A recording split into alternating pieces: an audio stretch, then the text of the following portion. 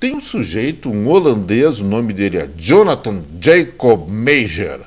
Ele gosta muito de ter filhos. Tem um africano lá que eu já mencionei no Fora de Curva, acho que é angolano, moçambiqueiro, que teve mais de 300 filhos e parou com a brincadeira, mas esse aí queria bater recorde. Só que ele não é um sujeito tão galante assim como o africano. O que ele fez então? Começou a despejar o seu sêmen em todas as clínicas de reprodução artificial.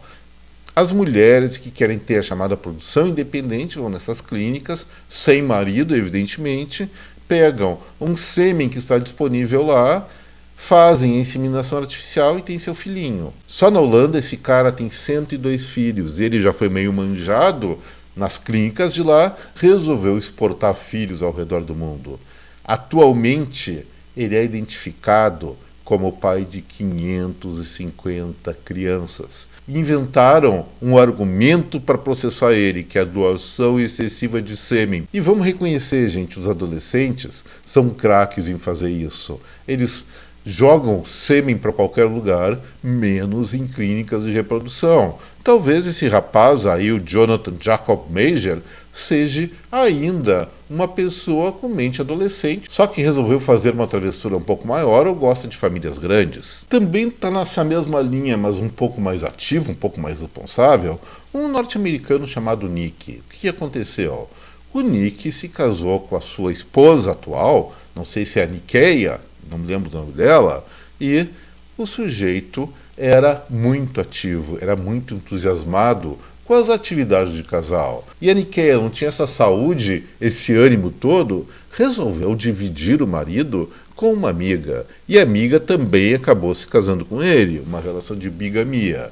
As duas então se revezavam, o Nick encarava todas e aconteceu o seguinte: as duas não aguentaram o Nick. Tiveram que pedir socorro na vizinhança. Aí entrou pro trio, que virou quarteto, mais uma menina que na época tinha 19 anos, agora tem 25, e o Nick lá tratando das três, cheio de trabalho, resolveram fazer uma inversão muito comum nos dias de hoje. O nosso amigo Nick ficou responsável pelos afazeres domésticos, enquanto as esposas dele passaram a se responsabilizar para fornecer o orçamento doméstico, o dinheiro para casa, para sustentar não só elas, como alguns filhos, mas também o próprio Nicão, o marido felizardo. Na visão dele, tem gente que não é muito chegada nisso, mas 3 esposas parece ser um desafio bem desafiador.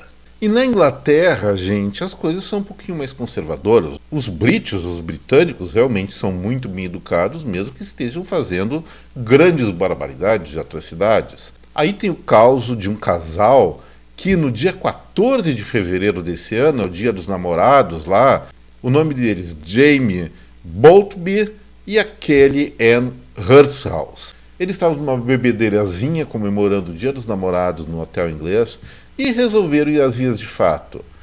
Provocaram tanto griteiro, fizeram tanto escândalo, que foram multados em 500 libras, é mais ou menos em torno de 3 mil reais, por prática de sexo selvagem.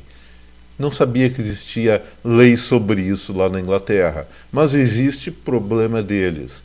Talvez os hotéis britânicos, para não cair mais nessa situação tanto quanto constrangedora, poderia ter um melhor isolamento acústico nas suas suítes, concordam? E finalmente, para encerrar o Fora de Curva de hoje e partir para o grande final de semana, eu vou comentar a respeito de uma história de uma família norte-americana que não via nascer a melhor coisa que pode nascer numa família, uma menina. Desde 1885, só se gerava nessa família filhos homens. Imagina só, eu tenho uma filha menina, agora adolescente. Melhor coisa, gente, é ter filho menina. É muito mais divertido e eu pessoalmente dispenso o sexo masculino das minhas relações mais próximas. Mas o que aconteceu? Um casal cujo homem era originário dessa família, o nome dele é Andrew Clark, se casou, evidentemente, com a Carolyn, que virou Carolyn Clark, e engravidaram. Fizeram o exame e descobriram que o destino estava quebrando com a maldição masculina. Eles estão esperando uma menina.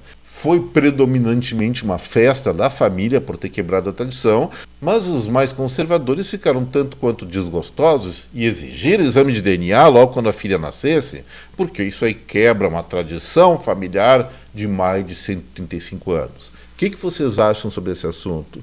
Pessoalmente, eu achei que eles perderam mais de um século só gerando barbado. Menino é muito melhor.